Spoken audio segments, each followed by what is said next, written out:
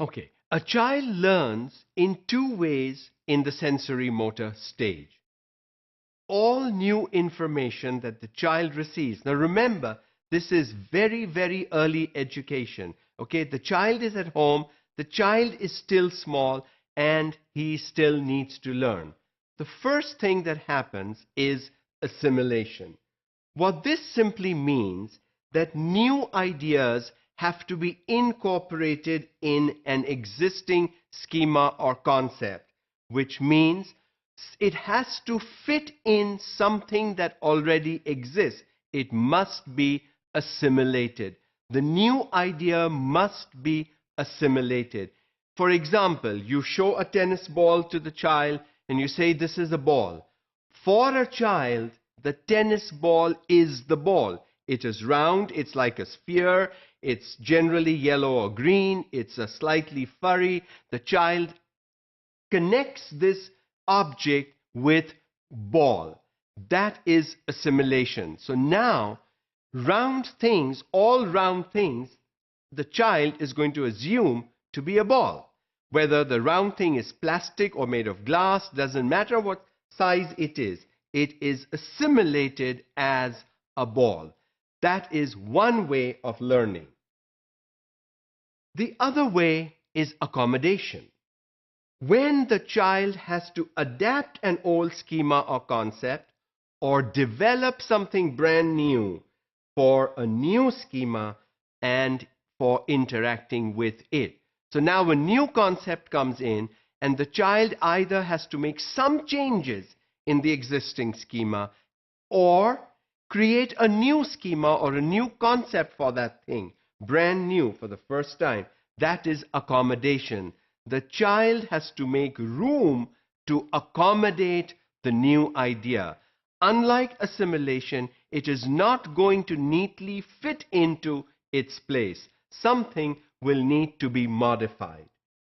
When a child adapts his/her existing ideas to fit new understandings, as the child grows, new understandings will bring about adaptations in how the child thinks, how the child perceives, what perspectives the child has on a particular thing. For example, all these different things are balls, and the child has to accommodate in many ways. Number one is the size. All these balls are not the same size. The tennis ball was round and small. 2, shape. All these balls are not shaped. The ball on the top right is really slightly oval. It's an American football ball. The others are different shapes, they are different textures, they are different colors, they are different sizes, they are different materials. All these things now the child has to accommodate for, because all these things are classified as balls by people. So, if the child can make these varying accommodations to accommodate new things as they come about, the child is learning. And assimilation and accommodation both happen during the sensory motor stage, the early years of learning. The child must have these concepts clearly identified so that later when he learns additional stuff, it will either fit in like a piece in a jigsaw puzzle and it will be assimilated, or the child will have the capability and capacity to modify something, to change something so that the new information will fit in. In accommodation, the child is actually expanding his definition of that particular thing. In assimilation, the ball was round, small, furry, yellow or green.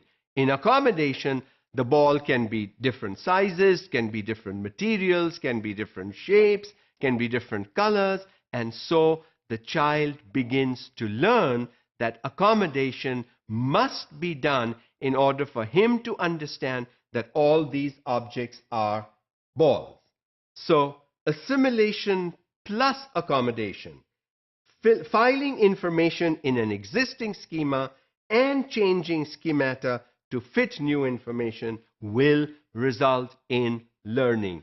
Both those things happen. Sometimes assimilation happens, sometimes accommodation happens, but those two things happen so that learning takes place.